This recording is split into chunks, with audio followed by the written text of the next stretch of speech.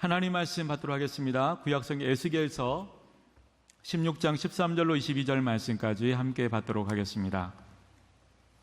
하나님의 말씀 에스겔서 16장 13절로 22절 말씀까지 한 목소리로 함께 받도록 하겠습니다. 이와 같이 내가 금, 은으로 장식하고 가는 배와 모시와 수놓은 것을 입으며 또 고운 밀가루와 꿀과 기름을 먹음으로 극히 곱고 형통하여 왕후의 지위에 올랐느니라. 내 화려함으로 말미암아 내 명성이 이방인 중에 퍼졌음은 내가 내게 입힌 영화로 내 화려함이 온전함이라. 나 주 여호와의 말이니라. 그러나 내가 내 화려함을 믿고 내 명성을 가지고 행음하되 지나가는 모든 자와 더불어 음란을 많이 행함으로 내 몸이 그들의 것이 되도다. 내가 내 의복을 가지고 너를 위하여 각색으로 산당을 꾸미고 거기에서 행음하였나니 이런 일은 전무후무하니라. 내가 준 금은 장식품으로 너를 위하여 남자 우상을 만들어 행음하며 또 내 수놓은 옷을 그 우상에게 입히고 나의 기름과 향을 그 앞에 베풀며 또 내가 내게 주어 먹게 한 내 음식물 곧 고운 밀가루와 기름과 꿀을 내가 그 앞에 베풀어 향기를 삼았나니 과연 그렇게 하였느니라. 주 여호와의 말씀이니라. 또 내가 나를 위하여 낳은 내 자녀를 그들에게 데리고 가서 드려 제물로 삼아 불산을 했느니라. 내가 내 음행을 작은 일로 여겨서 나의 자녀들을 죽여 우상에게 넘겨 불 가운데로 지나가게 하였느냐. 내가 어렸을 때 벌거벗은 몸이었으며 피투성이가 되어서 발짓하던 것을 기억하지 아니하고 내가 모든 가증한 일과 음란을 행하였느니라. 아멘. 이 시간 호산나 찬양대가 하나님께 찬양 들으신 후에 담임 목사님 나오셔서 초심을 지키라 라는 제목으로 생명의 말씀 주시겠습니다.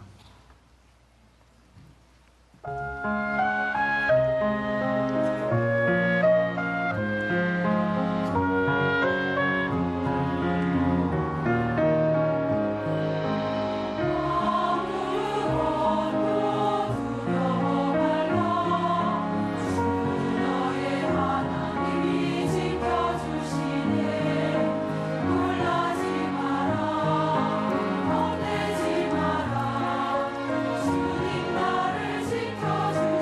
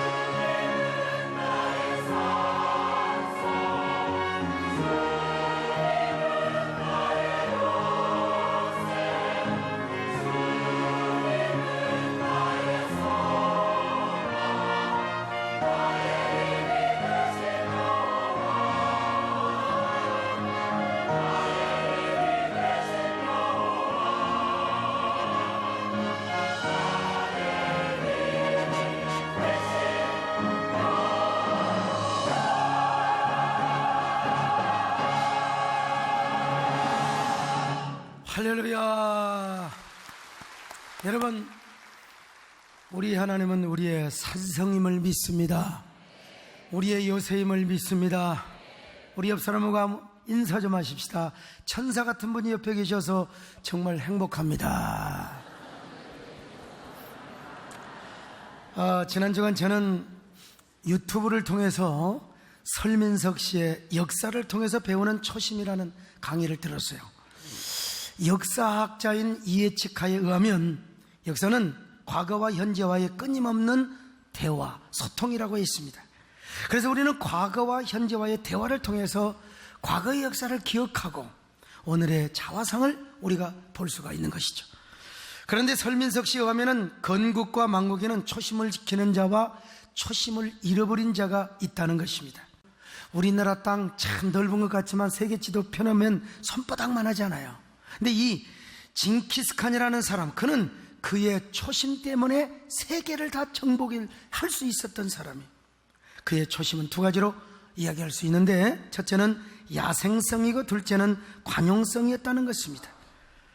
당시 몽골족은 200만 밖에 안 되었습니다. 그런데 그 징기스칸의 야생성과 관용성 때문에 전 세계를 정복하고 지배했다는 것이 아니겠어요? 특별히 징기스칸은 자기 양 아버지에게서 배신을 당해서 부족들의 공격으로 완전 전멸을 당합니다. 군사가 19명밖에 안 남아요.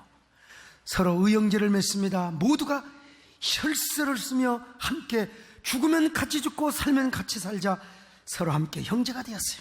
그러니까 우리말로 말하면 특유의 깡 있잖아요. 특별한 야성을 가지고 다시 시작한 것입니다. 그렇게 해서 몽골 부족들을 전부 다 정복하고 통일을 해가지고 여러분 진짜 칸이 된 것입니다. 여러분, 몽골족은 유목민이기 때문에 어려서부터 말 위에 살았습니다. 그래서 몽골족들은 달리기는 못해요. 달리기봤자 이렇게 달려요. 꼭 우리 교회 이문석 전사님처럼 달려요. 그런데 여러분, 말을 타고 달리는 거 진짜 남자 대표는 김선원이고요.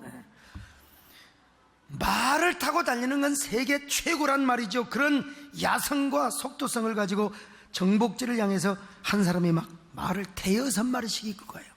거기에 식량, 무기, 군기 모든 걸 다 싣고, 그러니까 보급부대가 필요 없는 거예요.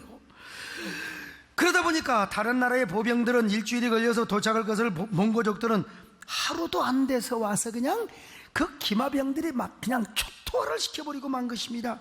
그러므로 제 아무리 잘 훈련된 보병도 몽골의 기마병 앞에서는 쪽을 못 쓰고 그냥 다 손들고 항복을 해야 돼요. 야생성이어서 또 하나는 관용의 정신이었습니다. 그런데 징기스칸과 그의 부족은 전쟁을 하다가 징기스칸이 자기 아내를 빼앗겼어요. 가장 아내를 빼앗기는 게 참. 근데 이 적장놈이 자기 아내에다가 지 아들을 임신을 딱 시켜버렸어요. 그러면 보통 남자는요, 에라이 네 여자니까 안 건다, 에라이 더러운 여자야 하고 안 거예요.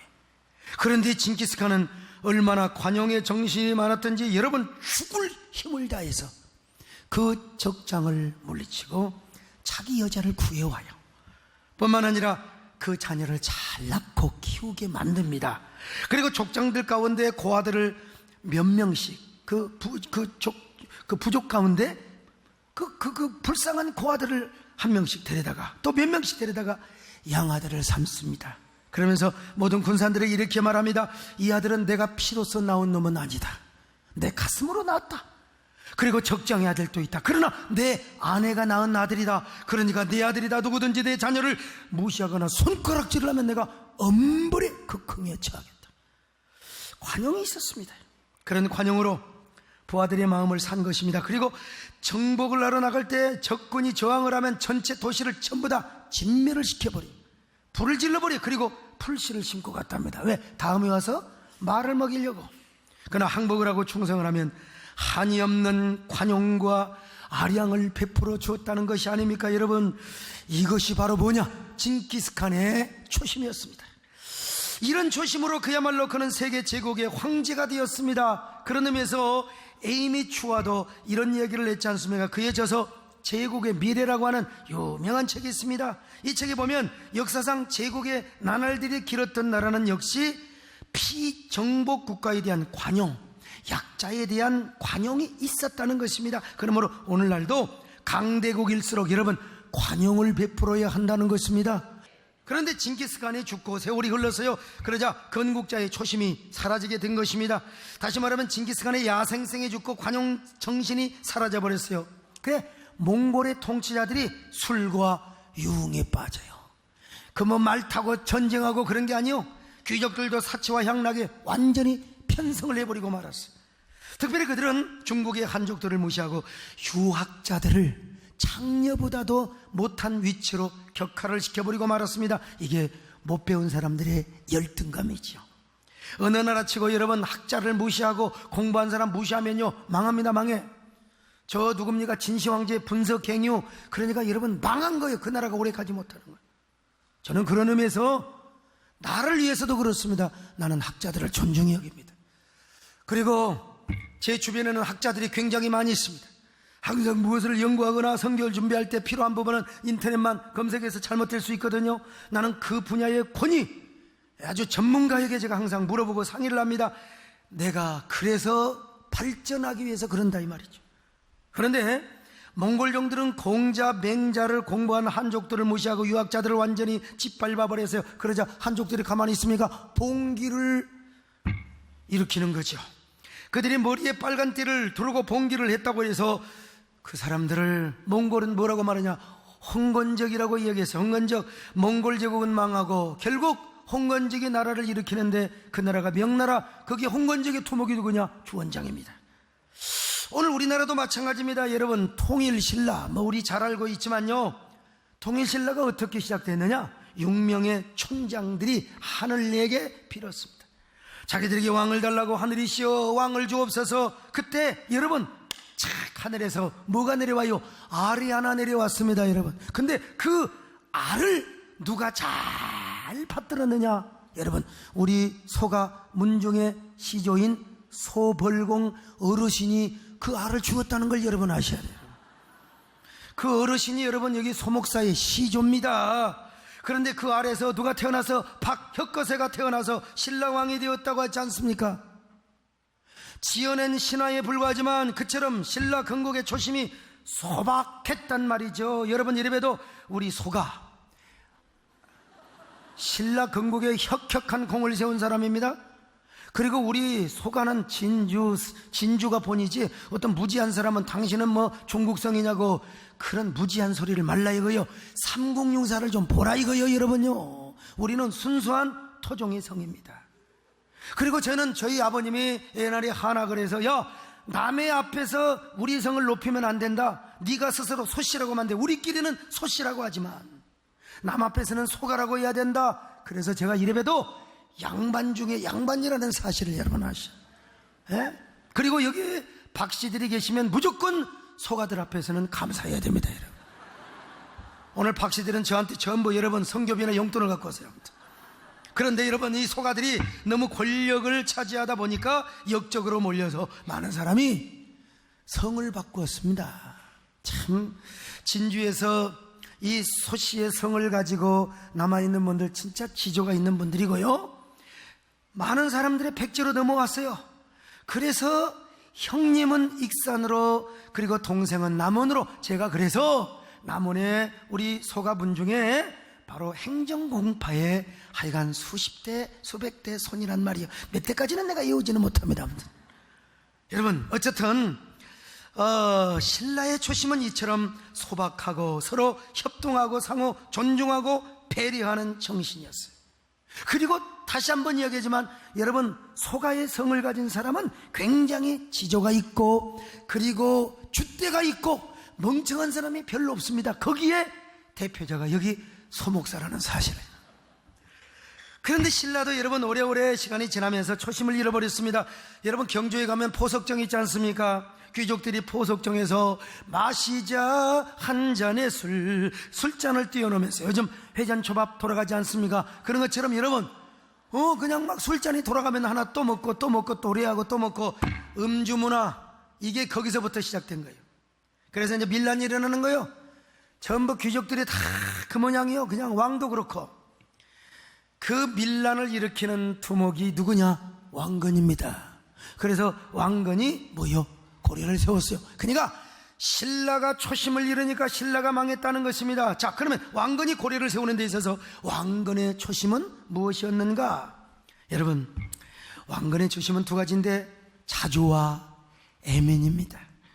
자주는 징기스칸의 야생성으로도 연결할 수 있고 애민은 관용의 정신으로도 연결할 수 있는데, 여기서 자주는 오늘 우리에게 소명감으로도 적용할 수 있습니다. 애민은 영혼사랑, 사랑과 섬김의 목회, 이렇게 우리가 연결할 수 있죠. 그런데 세월이 흘렀습니다. 그래서 고려에도 왕건의 초심을 잃은 권문세족들이 등장을 한 겁니다. 여러분, 왕건은 포용성이 있었어요. 그래서 이 호족들을 달래기 위해서 전라도에서 밀란을 일으니까 목포의 그 암흑의 딸도 아내로 받아들이고, 여자를 좋아해서 그런 게 아니에요. 여러분요, 여자가 29명이나 됐거든요. 오늘 밤은 어디로 가야 할 것인가? 참 남자의 고민과 행복이기도 하죠. 근데 여자를 좋아해서 그런 게 아니라 어쩔 수 없이 포용을 하기 위해서 그런 거예요. 딸이 없는 집에는 뭐라고 하느냐? 왕시성을 하사하면서까지 품었어요, 여러분. 여러분, 우리 사랑하는 성도들이요, 여러분 서로가 품으시기를 바랍니다. 여러분, 아이고 누구를 못 봐서 그냥 눈꼴 사나워 죽겠네. 세상에 죽어서 천국 갔더니 세상에 저것이 내 옆에 또 있네. 세상에 말이야. 여기 말고 아무튼 말이야. 여러분, 그런데 이 초심을 잃어버렸어요. 그때 초심을 잃은 권문세족들이 등장해서 요즘 애들 말 맞다나 권문세족이 깝치던 시대입니다. 이 사람들은 백성을 배려하거나 고려하지 않습니다. 백성들이 땅을 무조건 다 뺏었습니다. 그냥 그래가지고 얼마나 땅이 넓었으면 말뚝으로 영역을 어떻게 하지 않고요, 산맥과 하천을 통해서 자기 땅의 경계를 갈랐다는 거 아니겠습니까? 그리고 소장면들에게 세금을 1년에 한 번씩 걷는 게 아니라 1년에 막 그냥 너댓 번씩, 다여섯 번씩 거둘 때도 있었다는 거요. 이래서 안 되겠다. 사대부들이 일어나는 거예요. 사대부가 뭐냐? 권문세족들과 달리 유학을 공부하고 백으로 조정에 들어가는 게 아니라 과거에 급제를 해서 조정에 들어간 사람을 말하는데, 그 중에 대표가 누구냐? 괴팍한 사나이 정도전이라는 사람. 정도전은 썩은 고려를 무너뜨리고 민본이 중심이 되는 새로운 세상을 꿈꾸었습니다. 군신 공조 정치라. 그래서 이성계를 앞세워서 조선이라는 나라를 건국하게 되었습니다. 그런 의미에서 조선의 초심은 뭐냐? 민본이요, 왕 중심이 아니라 백성을 위한 나라예요. 백성을 위한 나라. 그런데도 조선이 흘러서, 이 세월이 흘러서 조선이라는 민본이라는 초심이 없어지고 붕당 정치가 생기게 된 겁니다. 여러분, 임진왜란을 앞두고 통신사절단이 일본을 다녀오니 서인 쪽에서 전하, 반드시 일본은 침략할 것이옵니다. 그러니까 동인인 김성일이가 나와가지고 아니옵니다 전하, 절대로 일본은 우리나라를 침략하지 않사옵니다. 유성룡이가 김성일을 개인적으로 불러서 야, 진짜 침략 안 할 것 같어? 그러니까 김성일이가 아니요, 분명히 침략합니다. 그러나 아주 서인놈들이 침략을 한다는데 어떻게 동인이 그렇게 우리가 동의를 해줄 수가 있느냐고. 이거 여러분, 이게 탕리탕략인 거예요. 함께 뭉쳐서 일곡이의 10만 이 양성론을 함께 받아들여 가지고 여러분 참 일본을 막아냈어야 되는데, 그래서 여러분 얼마나 이 백성이 세상에 유린을 당하고 얼마나 짓밟히고, 그나마 여러분 전라도는 괜찮았어요. 이순신이가 잡혀가 가지고 세상에 일본 놈들이 다 와가지고요, 여러분 우리 남원까지 와서 뭘 잘라간 줄 아세요? 귀를 다 잘라가고 코를 다 잘라가서 일본에다 다 묻어놨어요. 여러분, 우리의 조상이 코를 잘리고 귀를 잘려서 제가 이렇게 지금 코가 적습니다. 여러분, 다 그것도 유전적이지. 이렇게 조선도 초심을 잃다 보니까 망하게 된 것입니다. 이타심으로 시작한 조선이라는 나라가 오직 이기심만 남게 되었어요. 그 이기심의 절정의 꽃을 피운 사람이 누구냐? 그 유명한 이완용입니다. 이완용의 친구들 요즘 많아요. 그 사람을 뭐라고 하는 줄 아세요? 애완용이라고 합니다. 여러분, 이완용도 이성계 후예인 왕족입니다. 왕족. 이성계가 민본이라는 초심으로 나라를 세웠다면 초심을 망각하고 이기심으로 가득한 이완용이 나라를 팔아먹었어요. 저는 지난 월요일날 저녁 유경수 여사의 백목년이라는 뮤지컬을 봤어요. 우리나라 자원도 돈도 하나도 없는 그야말로 세계에서 가장 못 사는 나라, 우리나라 밑으로는 딸랑 인도밖에 없었어요. 그런데 우리 정부가 서독에서 돈을 빌리려고 서독에 간호사와 광부를 보냈습니다. 낯선 땅 서독에 도착한 간호사들은 시골병원에 뿔뿔이 흩어져서 그들이 맨 먼저 한 일이 뭐냐, 꺼지로 죽은 시체를 닦는 거예요. 딱딱한 시체를 이리 굴려 저리 굴려 울면서 엄마 생각, 아빠 생각, 오빠 생각하면서 여러분 알코올을 묻혀 딱딱하게 굳어버린 시체를 이리저리 굴리며 닦았어요. 남자 광부들은 지하 1000m 이상의 깊은 땅 속에서 그 뜨거운 지혈을 받으며 여러분 열심히 일했습니다. 하루 8시간 일하는 서독 사람들에 비해 한국의 광부들은 12, 13시간씩 저 깊은 지하에서 석탄가루를 마시며 광부유를 했습니다. 여러분, 우리나라 대통령과 당시 박정희 대통령이죠, 유경수 여사가 서독을 방문합니다. 근데 뮤지컬에서는 박정희 대통령은 나오잖아요. 안 나와요. 유경수 여사만 나옵니다. 유경수 여사는 그들을 한 사람씩 한 사람씩 안아주면서 용기와 희망을 줍니다. 눈물을 흘리면서. 그러자 함께 자리하고 있던 광부와 간호사 모두가 눈물바다를 이룹니다. 저들은 울면서 영부인 유경수 여사 옷장을 붙잡고 어머니 어머니 하면서 통곡을 하지요. 그러자 유경수 여사가 목이 메이는 소리로 이렇게 말합니다. 여러분, 조금만 참으세요. 조금만 참으세요. 견디세요. 그리고 건강하셔야 됩니다. 그래야 우리 조국의 번영 미래의 영광을 여러분들이 볼 수 있잖아요. 난 여러분 이런 이야기를 뮤지컬로 극화시켜 놨는데 난 별로 가벼운 마음으로 그냥 갔어요. 안 갈 수가 없는 상황이었어. 근데 그 뮤지컬을 보면서 내가 얼마나 펑펑 울었는지 몰라요. 손수건도 없고 휴지도 없어. 그냥 여러분 양복 안 입고 갔거든. 그래서 그냥 코를 이렇게 그냥 초등학교 실력을 발휘해가지고 울면서 눈물을 닦았습니다. 저는 그때 유경수 여사만을 생각한 것이 아니라 못 살았던 당시 우리나라를 생각했습니다. 그리고 나 자신의 모습을 한번 생각해 봤어요. 나는 어떤 사람인가? 나는 올챙이 시절을 기억하고 있는가? 나는 초심을 지키고 있는 사람인가? 저 자신을 돌아보았습니다.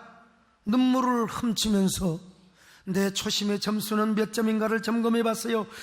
여러분, 초심이 중요해요.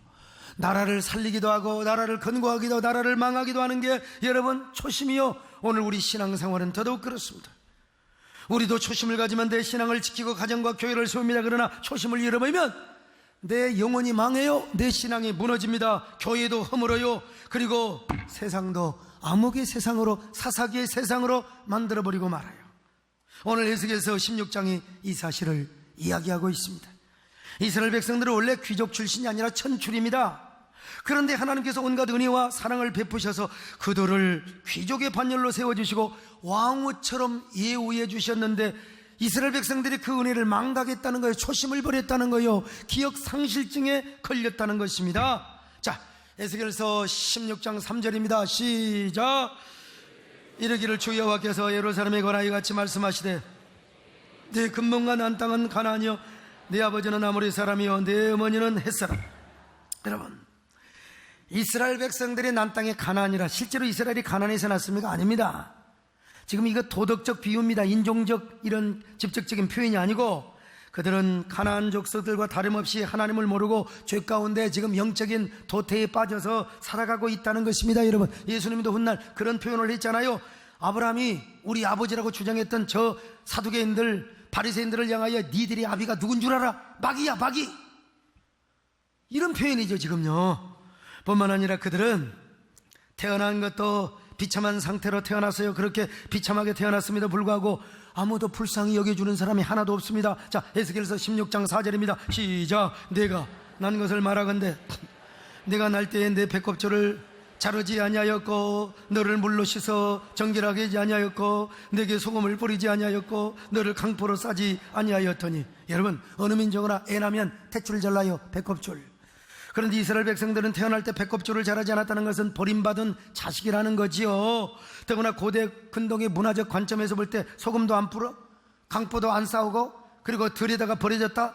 이거야말로 가장 비참한 모습을 이야기하고 있는 거예요. 자, 5절 같이 보실까요? 시작. 아무도 너를 돌보 이 중에 한 가지라도 네게 행하여 너를 불쌍히 여긴 자가 없으므로 내가 나던 날에 내 몸이 천하게 여겨져서 내가 어디에 버려졌느냐? 들에 버려졌어요. 들에 버려졌어요. 이건 어디까지나 비유입니다. 지금 이스라엘 백성들이 애굽에서 종노릇하고 있는 상태를 비유적으로 이야기하고 있는 거죠. 그런데 하나님께서 그들에게 관심을 가지시고 특별한 애정을 베풀어 주셨어요. 연민, 동정을 베풀어 주신 거예요. 그래서 하나님이 그들을 보살펴 주고 배려하기로 작정을 하신 겁니다. 자, 6절 같이 보실까요? 시작. 내가 발짓하는 것을 보고 내게 이르기를 너는 피투성이라도 살아있으라. 다시 이르기를 너는 피투성이라도 살아있어라. 살아만 있어라. 여러분 드라마에 그런 거 있잖아요. 살아만 있어. 오 영숙씨 살아만 있어. 오 강석씨 살아만 있으라는 거야 지금. 네, 우리 하나님께서 죽어가는 아이를 바라보며 살기를 바라는 마음, 입술로만이 아니라 내가 너를 지켜줄 거야, 내가 너를 사랑할 거야, 내가 너를 입양하고 양육해 줄 거야, 이런 마음을 지금 표현하고 있는 것입니다. 바로 그런 하나님의 배려로 그들은 들의 풀과 같이 많이 번성했습니다. 인간적으로 볼 때, 여인으로 볼 때 제법 성숙한 여인으로 자라게 되었어요. 그 상황에도 불구하고 그들은 여전히 벌거벗은 알몸이었습니다. 들의 풀과 같이 자라고 여무는 것처럼 여러분, 여인도 가슴이 뚜렷하고 머리도 길고 성숙한 여인의 모습을 가졌는데 여전히 벌거벗고 있어요. 자, 에스겔서 26장 7절입니다. 시작. 내가 너를 들의 풀과 같이 많게 하였더니 내가 크게 자라고 심히 아름다우며 유방이 뚜렷하고 내 머리털이 자랐으나 내가 여전히 여러분, 여자가 가슴이 볼록하게 나왔는데 벌거벗었다면 얼마나 여러분, 그럼 미친 여자나 그러게 다니지 누가 그렇게 하겠습니까? 그래서 예수님께서, 하나님께서 바로 벌거벗은 그들에게 옷자락으로 가리워주신 거예요. 이거는 수치를 덮어주시고 우리 하나님께서 그들을 보호해준다는 문학적 표현이죠. 여러분, 그리고 나서 그들은 이제 하나님이 그들을 구출해는, 이걸 뭘로 말하는, 역사적으로 볼 때는 출애굽을 시켜주시고 그리고 시내산에서 그들과 언약을 맺어주셨다는 표현을 하고 있는 겁니다. 자, 에스겔서 16장 8절입니다. 시작. 내가 네 곁으로 지나며 보니 내 때가 사랑을 할 만한 때라. 내 옷으로 너를 덮어 벌거벗은 것을 가리고 내게 맹세하고 언약하여 너를 내게 속하게 하였느니라. 나 주 여호와의.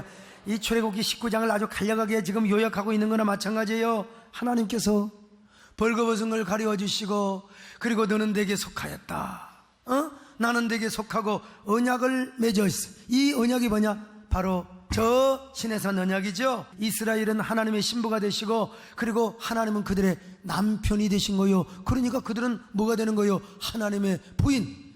은유적인 메타포 표현이죠. 한마디로 하나님의 왕후가 된 것입니다. 왕후의 지위에 올랐어요. 자, 에스겔서 16장 13절 14절 시작. 이와 같이 내가 금은으로 장식하고 가는 배와 모시와 수놓은 것을 입으며 또 고운 밀가루와 꿀과 기름을 먹음으로 극히 곱고 형통하여 왕후의 지위에 올랐느니라. 내 화려함으로 말미암아 내 명성이 이방인 중에 퍼졌으면 내가 내게 입힌 영화로 내 화려함이 온전함이라. 나 주 여호와의.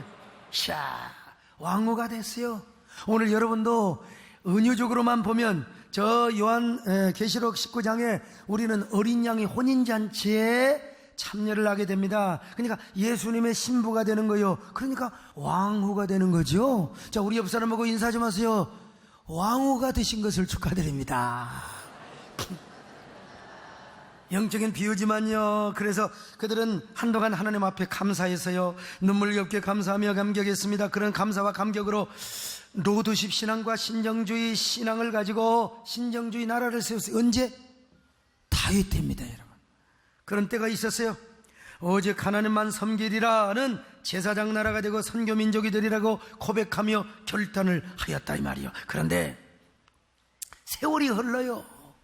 세월이 흐르면 초심을 잃어버리게 되어 있어요. 하나님의 은혜에 대한 감격과 감사를 잃어버리고 말았어요.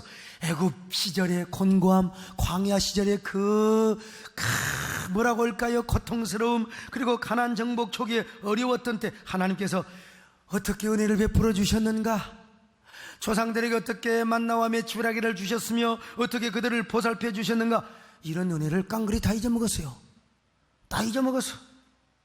하나님의 은혜와 축복에 대한 기억 상실증에 걸려버리고 말았어요. 그래서 그들은 하나님이 주시는 축복과 번영과 명성으로 하나님을 섬기기는커녕 그 명성 가지고 뭐 했느냐? 연애하고 음란하고 음행을 냈다고 말씀하고 있습니다. 자, 에스겔서 16장 15절로 16절 같이 봅니다. 시작. 그러나 내가 내 화려함을 믿고 내 명성을 가지고 행음하되 지나가는 모든 자와 더불어 음란을 많이 행함으로 됐어요. 누가 음란을 합니까? 바알과 아세라 온갖 이방신들과 행음을 하였습니다. 여러분, 하나님의 백성은 언제나 하나님을 섬겨야 됩니다. 아멘. 그런데 이방신들과 행음을 하고 음란을 했단 말이죠. 심지어는 몰렉을 섬기며 그들의 자녀를 죽여서 몰렉신에게 인신제사, 사람을 죽여서 제사를 드렸네요. 자, 에스겔서 16장 20절로 21절입니다. 시작. 또 내가 나를 위하여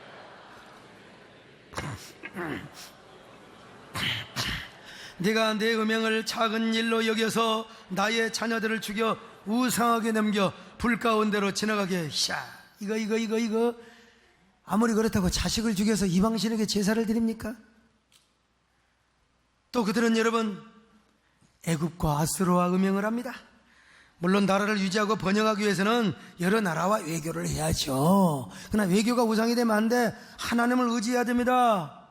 여러분, 나라가 어려울 때 하나님을 의지하고 우리가 하나님을 잘 섬기며, 근데 너무 외교만 의지해도 안 돼. 이스라엘이 그랬다 이 말이죠. 하나님과의 관계성을 저버리고 외교 자체를 우상으로 여기고 숭배할 정, 이것도 하나님이 뭐라고 했냐? 음행으로 간주하신 거예요. 이것도 음란이었습니다. 자, 에스겔서 16장 26절 같이 봅니다. 시작. 하체가 큰데 이웃나라 애굽 사람과도 음행을 하되 심히 음란이 하여. 참, 세상에.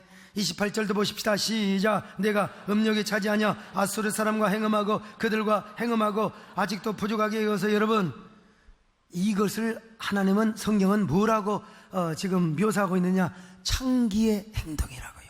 창기의 행동. 요즘은 제가 그런 거리를 다녀보지 않아서 그런 분들이 있는지 없는지 잘은 모르겠는데, 제가 옛날 광주신학교 다닐 때 고향인 남원에 어머니 아버지 전도로 갔다가 그냥 욕이나 실컷 먹고 광주 와요. 그러면 이제 어쩔 수 없이 대인동 거리를 걸어가야 합니다. 대인동 거리를. 그때 예쁘장하게 생긴 아가씨들이 이게 저에게 와가지고 내가 신학생인 줄을 모르고 저한테 뭐라고 한 줄 아세요? 호객행위를 합니다. 청각 껌을 씹으면서 잘해줄게, 돌다가 서비스 잘해줄게.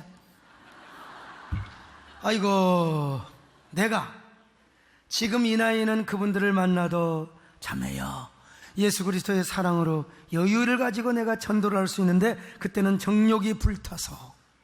어떤 사람은 세상에 그런 그 장례촌에 전도하러 갔다가 믿음으로 전도하러 갔다가 젊은 전도사가 거기서 하도 그냥 전도를 못하고 잘해줄게 하니까 주여 내 주여 뜻대로 행하시옵소서 그리고 자고 왔다는 사람도 있다는 거예요. 그러니까 나는 여러분, 불타는 정욕을 제어하기 위해서 여러분 도망갔어요. 지금 생각해보면 참 추억입니다. 그분들 어디에 살고 계신지, 교회는 다니고 계신지. 지금 다 그분들 50대 60대 됐겠죠. 어디서 지금 단란주점을 하고 계신지 이따금씩 생각날 때가 있습니다. 그러나 그때 그들의 행위가 얼마나 수치했었습니까?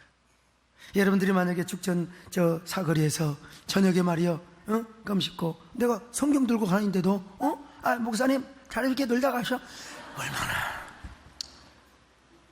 여러분, 우리 하나님께서 이 수치스러운 이스라엘 행동을 이렇게 비유하고 있다 이 말입니다. 얼마나 부끄러워요. 그런데 바로 하나님을 의지하지 않고 아수르와 애굽만을 의지했던 이스라엘 백성들의 모습이 바로 이런 창기의 행동이라는 것입니다. 성경을 확인해 봅시다. 자, 에스겔서 16장 15절 시작. 그러나 화려함을 믿고 내 명성을 가지고 행음하되 지나가는 모든 자와 더불어. 지나가는 자들 꼬시는 거예요. 자, 그 다음에 25절 시작. 내가 높은 데를 모든 길 여기에 쌓고 내 아름다움을 가정하게 하여 모든 지나가는 자에게 다리를 벌려 심히 음행하고. 얼마나 부끄러워요. 창피한 표현이죠. 하나님이 진노하셨어요. 바벨론이 망하게 하셨습니다. 그래서 에스겔서 16장에서는 시종일관, 초심, 기억이라는 이 두 단어의 관점으로 계속해서 문장을 배열해가고 계속해서 스토리를 이어갑니다. 초심을 잃어버리고 기억 상실증에 걸려있는 이스라엘 백성들을 향하여 하나님이 너무나 안타까워 하시는 모습을 표현하고 있지 않습니까? 자, 16장 22절 다시 볼까요? 시작. 내가 어렸을 때에 벌거벗은 모습, 몸이 없으며 피토생이가 되어서 발짓하던 것을 기억하지 않냐. 내가 모든 가정한 일과 음란을 행하였느니라. 여러분, 그러므로 우리 하나님이 오늘 예수께서 16장을 통해서 뭘 말씀하시려고 하시느냐? 바로 기억을 하며 초심을 지켜라, 이런 마음을 우리에게 계속해서 보여주고 있다 이 말입니다. 자, 그런 의미에서 예수님께서도 에베소 교회를 향하여 뭘 회복하라고 했어요? 처음 사랑을 회복해라, 처음 행위를 회복해라. 자, 계시록 2장 4절 5절 볼까요? 시작. 그러나 너의 처음 사랑을 버렸느니라. 그러므로 어디서 떨어진 생각하고 회개하여 처음 행위를 가지라. 됐어요? 여러분, 처음 사랑, 여러분도 처음 사랑을 가지시기를 바랍니다. 처음 행위를 회복하시기를 바랍니다. 그러면 에베소 교인들은 처음 사랑과 처음 행위가 무엇이었을까? 이건 에베소 교회 개척 초창기를 보면 알잖아요. 자, 사도행전 19장에 보니까 에베소 교회 초창기 시절에 하루도 그러지 않고 그들은 말씀을 사모했습니다. 말씀을 들었습니다. 자, 사도행전 19장 8절 시작. 바울이 회당에 들어가 석 달 동안 담대히 하나님 나라에 관하여 강을 권면하니까 19장 10절 시작. 2해 동안 이같이 아니 아시아에 사는 자는 유대인이나 헬라인이나 다 주의 말씀을 듣더라. 할렐루야. 여러분도 말씀을 사모하시기를 바랍니다. 이런 얘기를 하고 내 설교 시간에 조는 사람, 나는 그런 사람에게 희망을 두지 않습니다. 오늘 저녁에 요단강을 건너갈지 관심이 없습니다. 하여간 눈을 다 지금 조는 사람 없는데 아무튼 내 눈에 안 들어온 사람이 있을지 몰라요. 그뿐만 아니라 그들은 그들의 불신앙을 통회하고 자복하며 하나님께 고백했습니다. 자, 19장 18절 시작. 믿은 사람이 많이 와서, 자, 하나님 나는 이런 죄를 지었습니다. 여러분 나는 이런 죄를 지었습니다. 자백했다는 겁니다. 지금 자백했어요. 자, 그러니까 성령께서 그들에게 임재하지요. 성령이 충만하게 임재하면 어떤 사랑을 합니까? 여러분, 율법적인 사랑이 아니요, 성령 충만하게 되면 서정적 사랑을 넘어서 순정적 사랑을 하게 돼요. 순정적 사랑. 자, 이것이 뭐냐? 바로 그들의 처음 행위와 처음 사랑이었다는 것입니다. 자, 그런데 에베소 교회도 이런 처음 사랑과 처음 행위를 잃어버리고 만 것입니다. 오늘 우리는 어떤 사람인가? 한번 생각해 보자고요. 여러분의 처음 행위는 무엇이었습니까? 처음 사랑은 무엇이었습니까? 성도들은 다 누구나 똑같아요. 은혜 받으면 말씀을 사모하게 되어 있습니다. 그리고 기도하게 되어 있습니다. 그래서 회개하고 자복하게 되어 있습니다. 말씀을 읽거나 말씀을 보면 말씀이 뭐가 되어 우리의 거울이 되어서 우리 자신의 모습을 비춰주는 거예요. 그래서 회개하고 자복하고 통회하게 되어 있어요. 여러분, 우리가 어떤 사람이요, 본질상 진노의 자녀 아니었습니까? 그런데 웬날에 웬 축복으로 우리가 예수 그리스도의 십자가의 복음을 받게 되었어요. 그때 우리는 얼마나 말씀을 붙잡고 통회하고 자복하는 행위를 많이 했습니까? 그리고 얼마나 순정적 사랑과 감사와 찬양을 주님 앞에 드렸어요. 근데 지금은 어떤 사람인가? 지금 허수아비는 아닌가? 마네킹은 아닌가? 숨은 쉬고 있는데 영혼이 없는 사랑, 영혼이 없는 고백. 오늘 여러분 어떤 사람인가? 처음 행위를 회복하시기를 바랍니다. 초심을 지키시기를 바랍니다. 초심을 회복하시기를 바랍니다. 예수님 날 위해 죽으셨네. 왜 날 사랑하나? 겸손히 십자가 지시었네. 왜 날 사랑하나? 왜 날 사랑하나? 왜 날 사랑하나?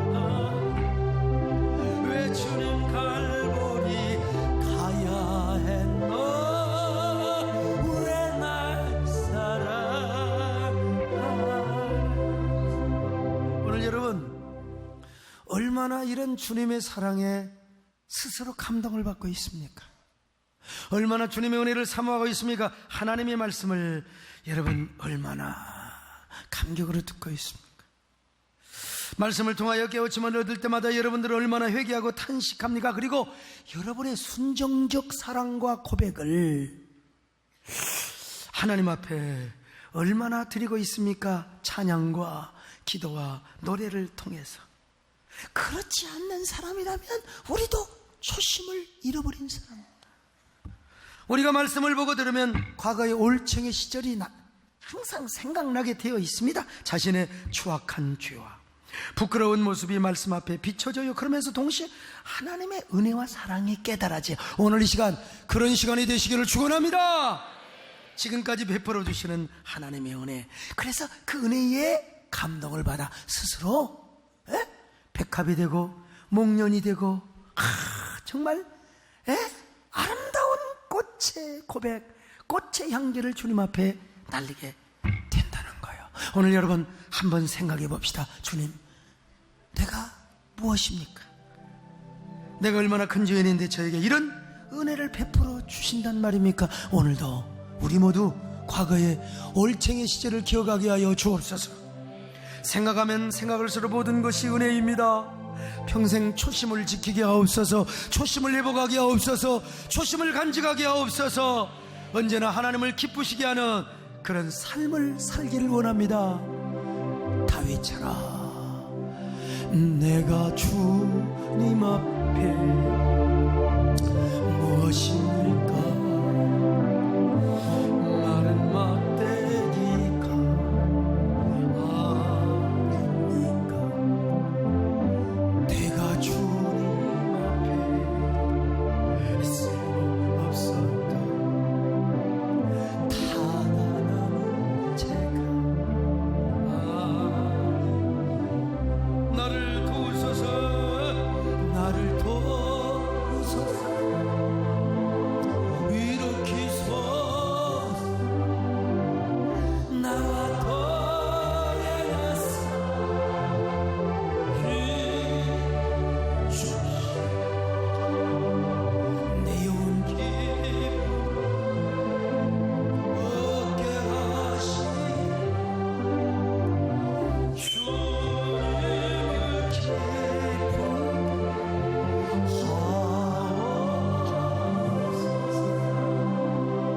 나는 설교하면서 아무리 찾아봐도 지금 송대관 집사님이 안 보이는데 어디 아무튼 아이고 앞에 노란 사스를 입으셨구먼. 이 노래 연습에서 한번 언제 특성 좀 하시래요. 저음으로 깔면 참 좋을 것 같아요. 아무튼 당연히 알겠습니다 해야지. 여러분, 신앙의 초심, 나는 우리 정권사님을 보면서 참 저 양반은 신앙의 초심을 거의 지키고 있습니다. 근데 저분은 지키기가 쉬워요. 왜냐면 맨날 기도원에 갔다가 교회에 왔다가 그냥 온실 속에 사니까, 경건한 공동체에 사니까. 나는요 별 사람 다 만납니다. 정치하는 사람도 만나고 사업하는 사람도 만나고 세상에 뜯어먹을 사람도 만나고 사기꾼도 만나고 지내놓고 보니까 별 사람을 다 만나. 그리고 한국교회 공익을 위해서 나도 피곤해 죽겠는데 진짜 그놈의 모임 다, 그러니까 초심을 지키기가 쉽지가. 왜? 손에 때가 묻고 마음에 때가 묻고 여러분 내 몸에 때가 묻을 수가 있어요. 그런 가운데 초심을 지키려고 노력하는 그 몸부림이 아름답다고 생각합니다, 여러분. 그래서 내가 노벨 평화상 준비위원장이라면 나에게 노벨 평화상을 줄 것이야. 내가 스스로. 여러분 어쨌든 간에 올챙의 시절을 기억하려고 말씀을 봅니다. 과거를 기억합니다. 무릎 꿇고 기도합니다. 그러면 지난 날이 스쳐가요. 그러면서 다시 한번 나는 허수아비고 마른 막대기고 나는 길 잃은 어린 양에 불과한데 하나님 은혜로 지금도 하나님 앞에 쓰임받고 있습니다. 순정적 고백과 찬양을 드리게 되는 거예요, 여러분. 이런 반복적인 행동이 오늘의 소목사를 만들어준 것입니다. 제가 자주 하는 얘기지만 어떤 사람들이 자꾸 저를 주시해. 야, 이제 소목사한테 뭐가 하나 나올 때가 됐는데 나오기는 뭘 나와요? 초심을 기억하는 자는 자신의 건지함을 언제나 보여줄 수 있습니다. 꿋꿋하게 살아갈 수 있어요. 여러분, 초심을 지킵시다. 자, 옆 사람 보고 다시 한번 합시다. 어쩌면 그렇게 초심을 잘 지키게 생기셨습니까? 초심을 회복하시기 바랍니다. 초심을 끝까지 간직하시기를 바랍니다. 여러분, 가정을 살리고 교회와 민족을 살리는 축복의 근원들이 되게 될 것입니다. 이런 성도들이 되시기를 축원합니다. 하나님, 초심을 지키게 하여 주옵소서. 초심을 회복하게 하여 주옵소서. 초심을 간직하게 하여 주옵소서. 우리가 그러기 위해서 말씀 앞에 굴복하고 말씀을 사모하며 그 앞에 비춰지는 나의 모습을 때때로 회개하고 자복하면서, 그러면서 성령 충만 받고 순정적 사랑을 고백하는, 처음 사랑을 지키는 저희들 되게 하여 주옵소서. 예수님의 이름으로 기도드립나이다. 아멘.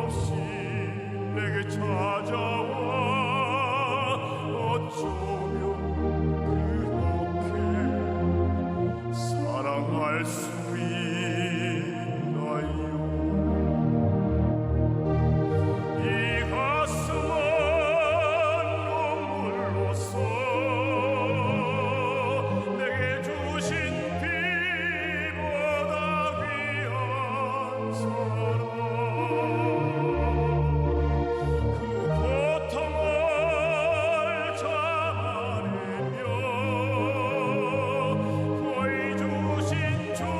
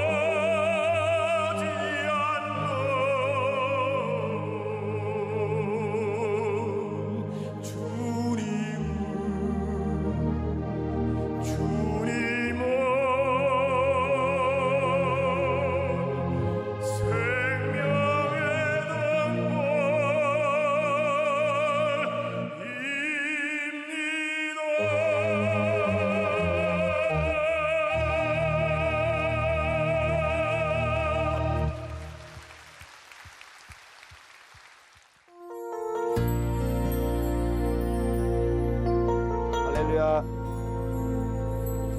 육교구 정명수 안수집사입니다. 제 인생에 절망과 좌절의 늪에 빠져 고통의 나날을 보내고 있을 때 하나님께서는 저를 우리 복된 세den교회로 인도하여 주셨고 소왕석 담임 목사님의 말씀을 통하여 주님을 만나게 되었습니다. 담임 목사님의 꿈과 소망을 심어주시는 설교 말씀은 가난과 육신의 질병 속에 낙심에 빠진 저에게 다시 일어설 수 있는 힘이 되어 주셨고 특별히 야곱처럼 축복의 조상이 되어 하나님의 축복을 자녀에게 물려주는 거룩한 꿈을 갖게 하여 주셨습니다. 그래서 저는 하나님의 은혜와 축복을 사모하는 목마른 사슴이 되었고 모든 공예배에 출석하여 앞자리에서 듣는 담임 목사님의 말씀은 정말 꿀송이처럼 달고 은혜로웠습니다. 그리고 새벽 예배와 저녁 기도회에 참석하여 교회와 담임 목사님을 위한 중보 기도는 저의 어려운 환경을 참고 인내할 수 있는 원천이 되었습니다.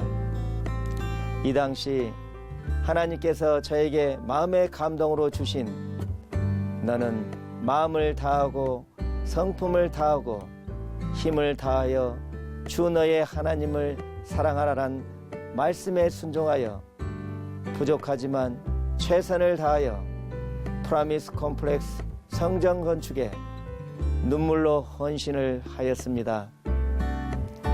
은혜를 받으면 반드시 축복이 따라온다는 담임 목사님의 말씀처럼 정금성 권사님의 기도를 통해 육신의 질병도 깨끗이 치유되었고 직장에서 승진과 교회 앞에 장막 구입, 그토록 마음의 소원이었던 해외 근무 등 오직 주시는 이와 받는 자만 알 수 있는 많은 역설의 은혜를 경험하게 되었습니다.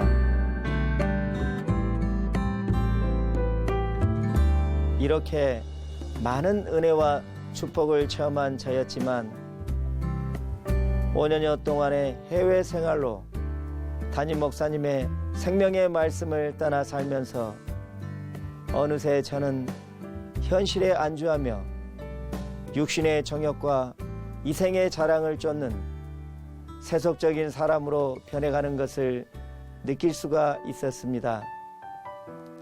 주님을 몰랐던 비참했던 시절과 주님을 만난 후에 기쁨과 감사가 넘치고 순풍의 연속이었던 제 인생을 비교하면서 두려운 마음이 들어서 하나님의 은혜를 다시 회복하고자 휴가 일정을 조정하여 작년 여름 수련회에 참석을 하게 되었습니다.